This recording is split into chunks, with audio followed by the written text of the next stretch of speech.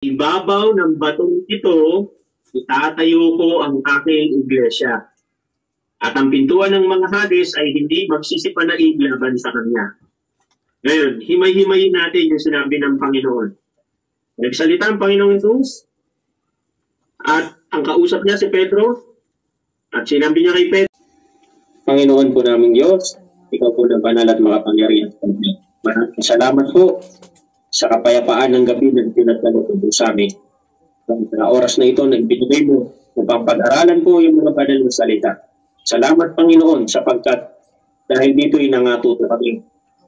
Naintindihan namin ang kahalagahan ng iyong katwiran. Mula dito, dalangin ang bawat sa amin. Sana'y lalong magpatibay po ng aming pananampalataya.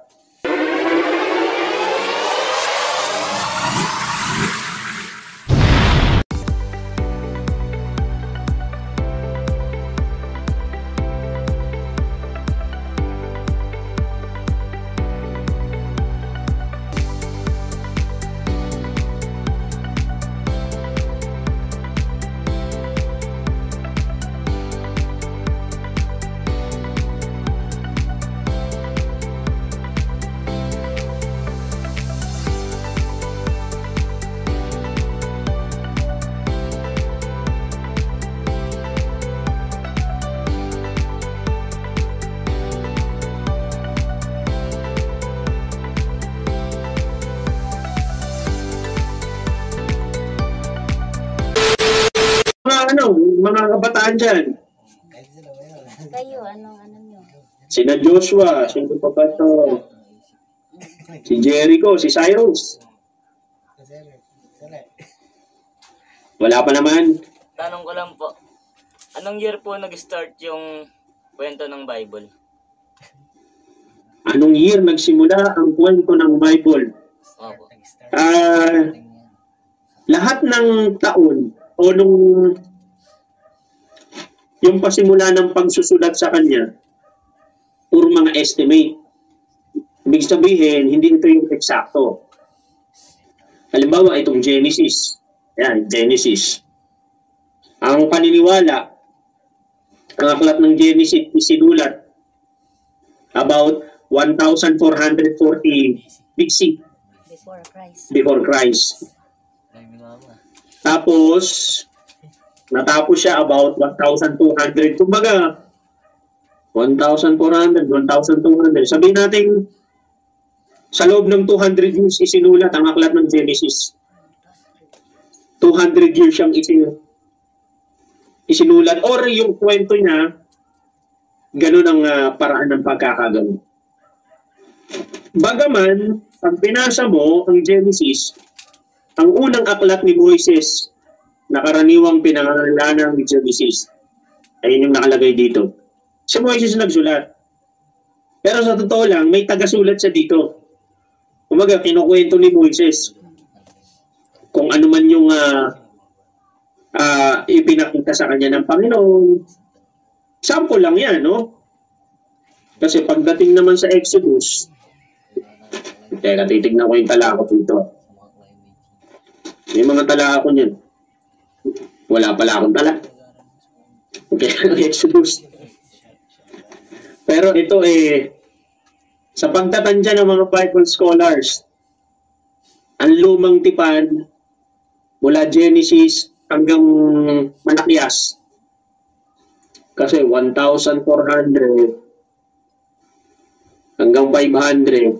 Siguro about 1,100 years na isulat ang buong lumang tipan. Noong Old Testament. Ganun siya katagal. Tapos, iba pa yung New Testament. Kasi, nung katulad ng sinabi mo kanina, may pagitan pang 400 years. Ang Biblia ng Katoliko, kaya madami. Kasi yung pagitan na yun, yung 400 years, isinama nila sa Biblia nila. Ayun yung apocryphal books. Kaya kung isasama yung apocryphal, aabot ng about 90, 10 na po ang tala sa Biblia. Pero, tayo, bakit hindi natin isinama yon? Bakit ang King James Bible na ginagamit natin, tinanggal ang apocryphal? Kasi questionable kung saan siya galing. Hindi sigurado. Kumbaga, sa panahon natin, duda ka, baka fake news to. Ayun. Kaya, pansin nyo, marami sa mga Bible, lalo yung authorized, 66 lang ang gamit. Bukod tanging Katoliko lang ang gumagamit ng 90. Siyam na po. Alam mo naman sila, lahat na lang, pwede. Basta masunod. May tanong ba, mga kapatid? Wala kayo. Sige lang. Wala na daw po. Wala naman na. Opo. Siguro, sa susunod, pwede yung isulat kung baka biglang may tanong kayo Opo. para sa mga susunod na pag-aaralan natin. Di ba? Teka lang. Bakit hindi ako kasali? Ayun, sa mga susunod na pag-aaral natin, mga kapatid, may tatanong kayo. Opo. Kung wala na, mga kapatid, sige po. Tapusin ho natin ang pag-aaralan natin sa pamamagitan ho ng isang maikling panalangin. Sandit lamang ho, ha. Pinayos ko yung mikropono ko. Parang nawawala eh.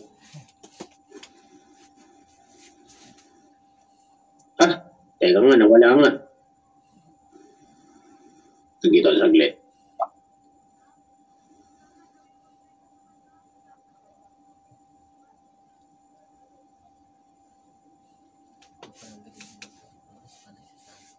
Sige mga kapatid, manalangin po tayo. Panginoon po naming Diyos, ikaw po ng banal at makapangyarihan. Maraming salamat po sa kapayapaan ng gabi na pinagdalo po sa amin. Sa oras na ito, nagbinigay mo upang pag-aralan po yung mga banal na salita.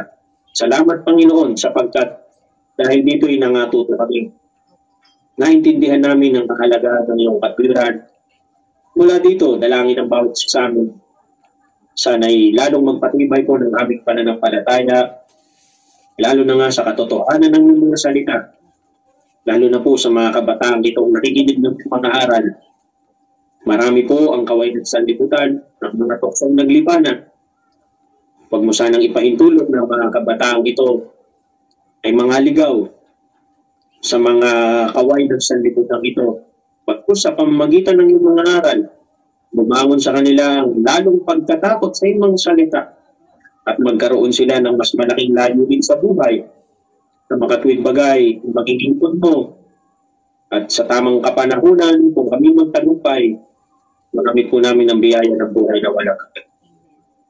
Patuloy mo nawa kaming kaawaan, patawad mo kami Panginoon sa lahat po ng aming kasalanan. Sa iyo namin, tinataas ang lahat ng bagay, Panginoon, sa pangalan mo lamang po, Jesus. Ikaw po na aming Diyos. Amen. Maraming salamat mga kapatid. Salamat po. Dali lang ako, isang picture sa tayo mga kapatid. Nasaan yung aking Nandito na po yung isang kasama namin, si Jared.